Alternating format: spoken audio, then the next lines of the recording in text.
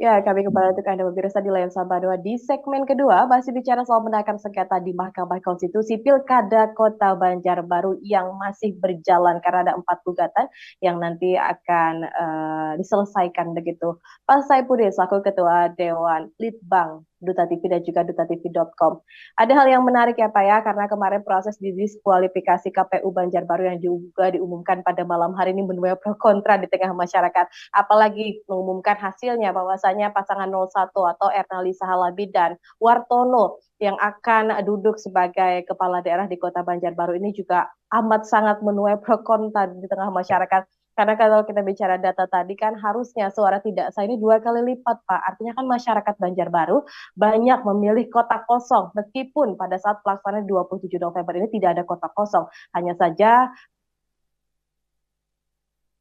suara dari 02 itu dianggap tidak sah. Pak Saipudin selaku Ketua Dewan Litbang. Seperti apa Pak kalau kita lihat dari cara pikir hukum KPU Banjarbaru ini selaku penyelenggara pelaksanaannya yang juga banyak mendapat komentar-komentar negatif Pak dari warga Kota Banjarbaru khususnya.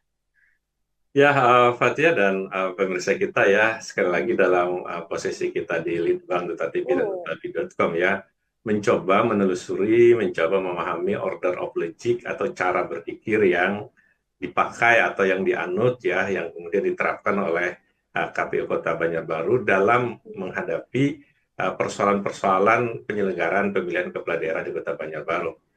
Memang gejala-gejala yang dalam tanda petik ya, kita tidak bicara lebih jauh dan lebih dalam gejala-gejala sosial atau reaksi-reaksi Baik. sosial dalam Mhm. kajian-kajian hukum. Tetapi kita lebih bicara kepada aspek-aspek normanya dulu ya, norma Mhm. yang kemudian dipakai oleh KPU Kota Banjarbaru pada saat kemudian menyelenggarakan pemilihan kepala daerah itu. Nah, yang jadi persoalan sebagai satu isu hukum yang dicoba dijawab oleh KPU itu adalah pada saat ya proses tahapan penyelenggaraan pemilu itu Mhm. mendekati ya hari pemungutan suara yang Baik. kalau dihitung mungkin sekitar ada mengatakan 29 atau 30 hari menjelang atau sudah tidak sampai 30 hari lagi menjelang pemungutan suara muncul keputusan diskualifikasi terhadap salah satu pasangan calon. Mhm. Nah, kita udah tahu bersama lah siapa pasangan yang diskualifikasi itu adalah pasangannya yang petahana ya. Baik. Nah, bagaimana kita tidak juga mempersoalkan bagaimana proses munculnya diskualifikasi itu.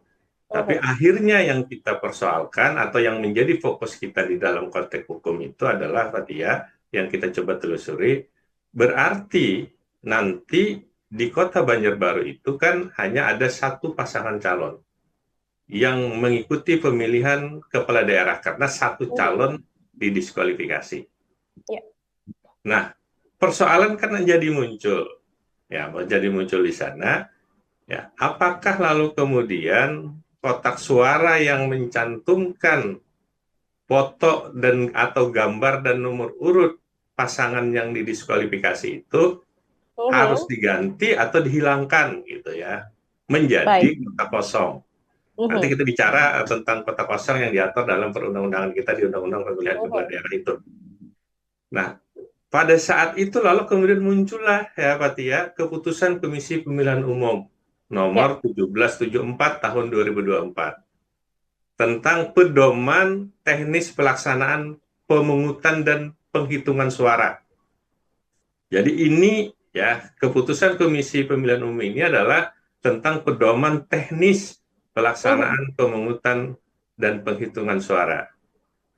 Nah, yang menarik ya, Fatia, ini kemarin kita jadi banyak sekali ya diperbincangkan di kita ya di Baik. apa menanggapi awal di surat keputusan KPU ini adalah ya pada poin 5 disebutkan di situ Mhm. dalam hal ketua KPPS menemukan surat suara pemilihan yang dicoblos pada satu kolom pasangan calon yang memuat nomor urut, foto atau nama pasangan calon yang dibatalkan karena adanya rekomendasi Bawaslu atau putusan lembaga peradilan, Baik. suara pada suara tersebut dinyatakan tidak sah.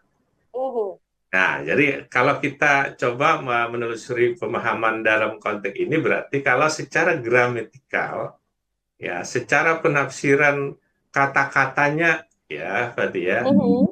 Kalau ada nanti orang yang mencoblos, ya, kalau ada orang yang mencoblos pada gambar ya atau nomor urut pasangan calon yang sudah dibatalkan, ya, yang sudah dibatalkan karena rekomendasi Bawaslu atau putusan pengadilan, ya, Dianggap maka suara suara tidak itu sah. dianggap tidak sah. Mhm. Nah, ini tegas secara gramatikal yang tidak sah.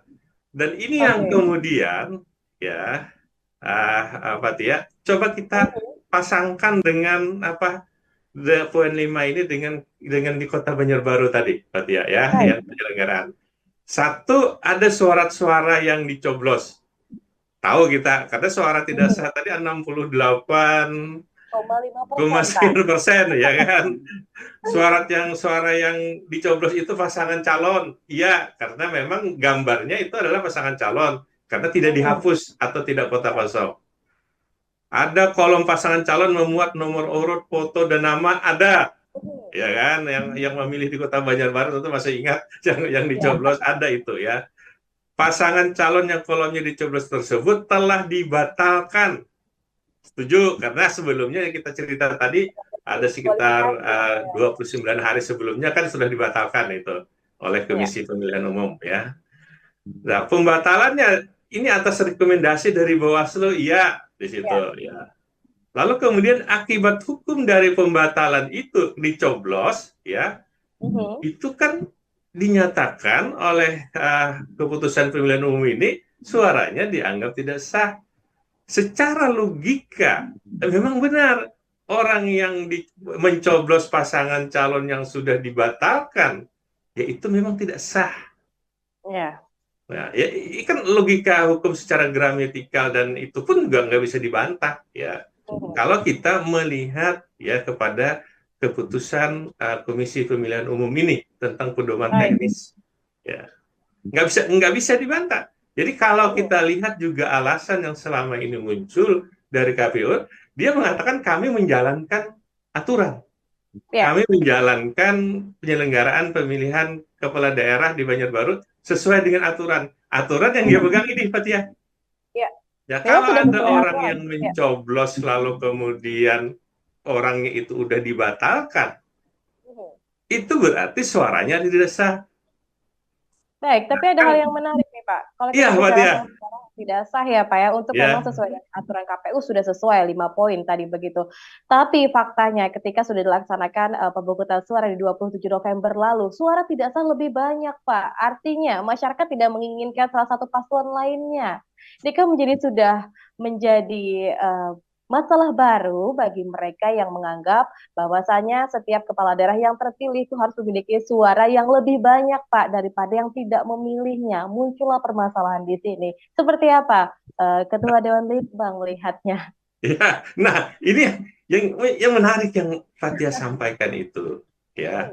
Tentu kan orang lalu kemudian berpikir apakah itu ahli hukum, apakah itu sekali lagi adalah pengamat sosial atau masyarakat Baik. biasa, orang-orang kita awam.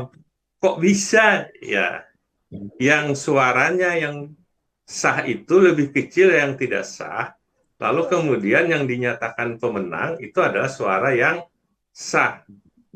Nah, itu kan yang istilah kita logikanya kan biasanya pemilihan itu kan berarti yang menang kan mayoritas gitu. Ya, yang unggul suaranya Ya, banyak. ya kan. Yang mayoritas itu yang menang ya. Tetapi kok ini yang mayoritas yang dinyatakan kalah. Nah, karena sekali lagi KPU berpegang kepada keputusan Komisi Pemilihan Umum ini ya, yang mengatur bahwa siapa yang mencoblos pada surat suara yang ada gambar dan nomor urut pasangan calon yang sudah dinyatakan dibatalkan, suaranya dianggap tidak sah. Tidak sah. Sampai di situ ya, Fatia. Barangkali tidak akan jadi persoalan, tapi kan dipertanyakan yang Fatia katakan tadi. Ini penafsiran normatif, ya penafsiran gramatikal di dalam istilah hukum itu yang dipegang, dan ini yang kita sebut dengan penafsiran tekstual mentok di penafsiran satu penafsiran ini. Baik. Ya, jadi akan jadi persoalan pada saat dalam konteks penafsiran hukum itu, Pak ya, kan orang akan mengembalikan kepada aturan-aturan yang lain, atau ada mengembalikan kepada penafsiran-penafsiran sosiologis, ada penafsiran-penafsiran tujuan hukum di situ, ada penafsiran yang kita sebut dengan tekstual dan kontekstual di situ. Nah, ini jadi masalah. Ya, nanti kita lihat ya. Karena dari masyarakat mengatakan bahwa waktu kita mengikuti perdebatan itu dari segi konteksnya saja, dia mengatakan bahwa aturan ya, yang dibuat oleh Komisi Pemilihan Umum tentang pedoman teknis ini adalah mengatur kalau ada 3 atau lebih dari 2 pasang, namanya. Yeah. Ya kan, sehingga calonnya itu masih ada 2 pasang yang sah di situ, yang bisa dipilih masyarakat. Ya, sehingga kalau itu kemudian lebih daripada 2 pasang, siapa yang mencoblos calon yang dalam tanda petik ya, Pak Tia, yang sudah dinyatakan batal, memang dianggap tidak sah. Tapi masyarakat punya pilihan yang lain di situ. Nah, oleh karena itu, ini yang jadi persoalan pada saat orang membicarakan di satu sisi itu saja ya, Pak Tia. Belum lagi orang nanti menggunakan penafsiran yang sifatnya sistematis. Karena akan merujuk kembali kepada undang-undang pemilihan kepala daerah yang lebih tinggi derajatnya daripada peraturan teknis yang dibuat oleh Komisi Pemilihan Umum. Apalagi dalam kajian-kajian hukum nanti kita lihat ya, Pak Tia, bagaimana kalau orang menafsirkan itu dari konteks struktur ilmu hukum.